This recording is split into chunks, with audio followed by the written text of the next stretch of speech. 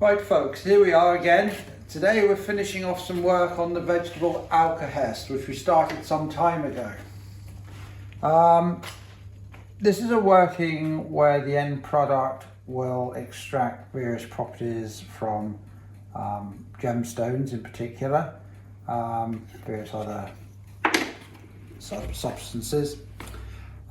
This is being worked to create, as say, an alkahest, a vegetable alkahest, that will absorb and produce the healing and the medicinal properties of gemstones like rose quartz, amethyst, all your favourite New Age stones.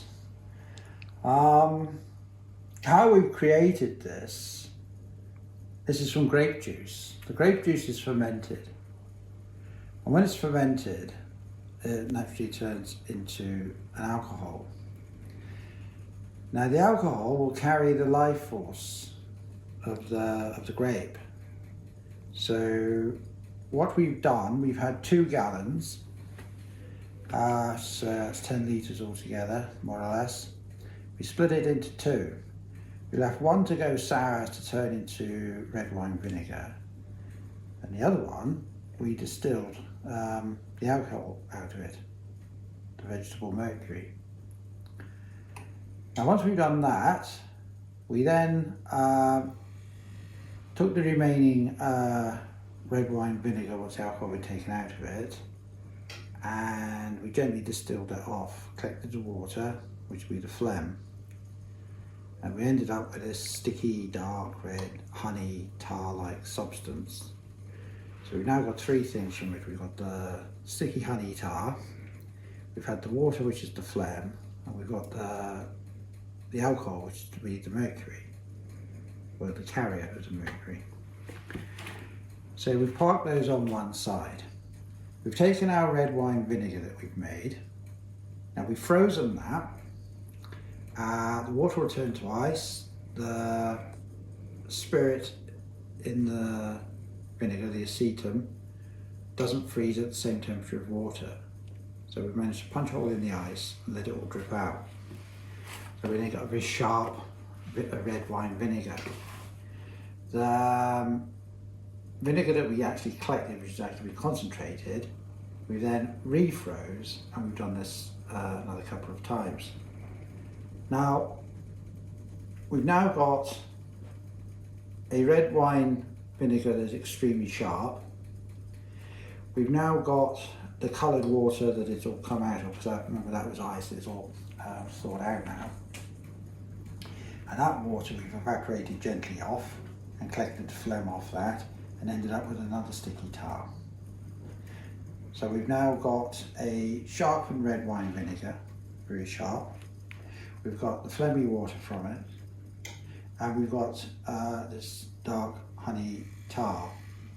So if I go forward a bit to when we were talking about the red wine, we'd had the phlegm, the water, we've had the mercury, the alcohol, and we've had the red tar. We put the vegetable mercury back onto the tar and distilled that off. We put it back on and we've distilled it back off.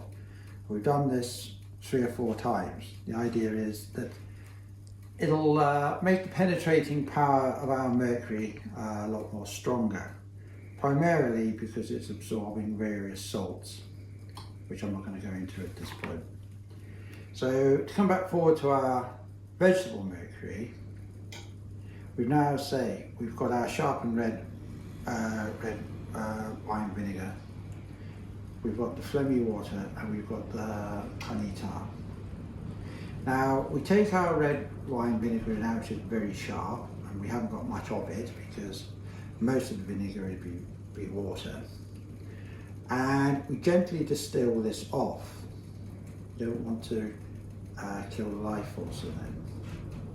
But the red wine vinegar distills off at a higher temperature than the actual water.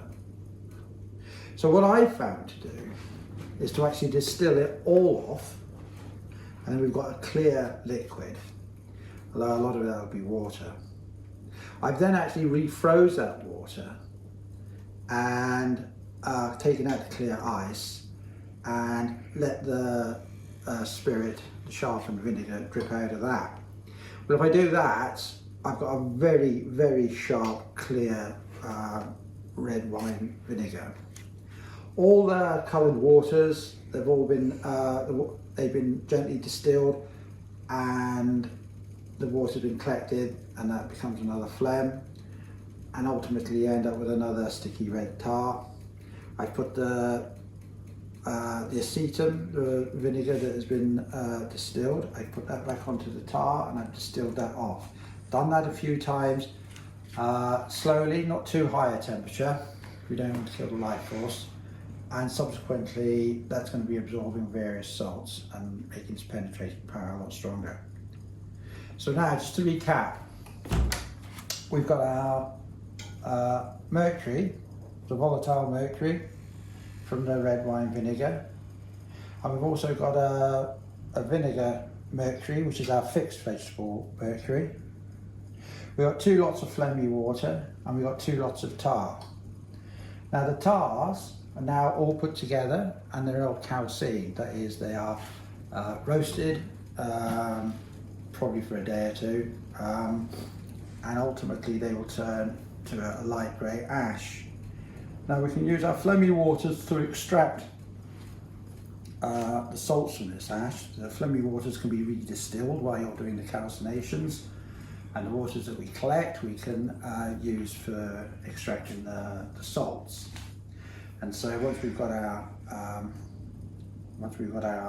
salts, we have to recalcine them again, and we'll put them through the same process again, where we put the distilled phlegmy waters over them to absorb it, and they will dissolve it, and then we filter it and we evaporate them gently, and we'll end up with a clean white salt.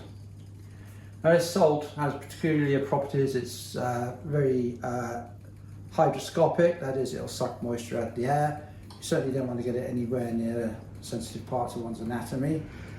We can put the salts out on a waxing moon, particularly under a full moon, and it'll absorb the night air, the moisture rather from the night air, which will contain the prana, the life force.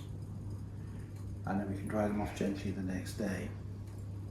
Now these salts, there's a key here, because we've got to combine the fixed and the vegetable mercury, and we've got to combine the salts. And once they're combined adequately and in the manner that demands, we will be on the path to having our vegetable alkahest. So we're filming the bit now where the salts go into the flask. Here, there's a bit of moisture there we were drying off earlier. You can see it. Here's our salts down in the flask, taking on a little bit of colour. They got a bit damp, and I've just been drying them off. Now, what we're going to do, we're going to pour on some of our fixed vegetable mercury, that is, as I said, the very sharp vinegar. And it is sharp. Ooh. You wouldn't want that in your chips. We've got some more of it here in this flask, because the end of the take-off tube needs to be in here, because when the spirit comes over, we don't want to lose it, we want to capture it. There is our mercury from the red wine vinegar, red wine itself rather. That's waiting. So what we're going to do now is pour this on here and start heating this up. You can see the salts foaming now.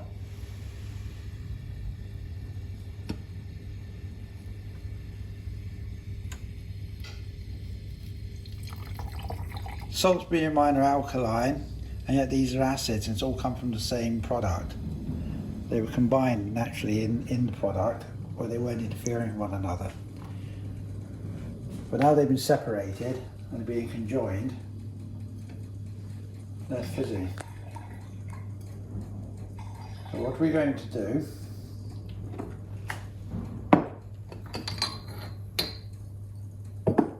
as I say, we're going to distill that over. Now, what we're going to do, we're going to have to do this a couple of times. Well, I say a couple of times, that's not quite true. We're probably going to have to do it, last time I did this, I had to do it 15 times. And I found this out by accident. I was reading The Golden Chain of Homer, which was published in 1728. And I found the key to what I was looking for in there.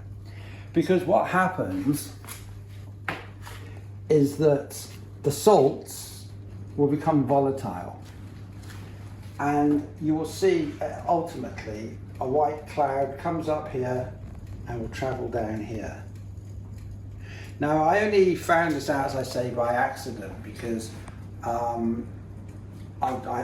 it's a couple of years ago, a few years ago, I was working with this and I couldn't get these salts to volatile, and I was thinking, oh, I must have missed something, and I'm getting a bit fed up with it.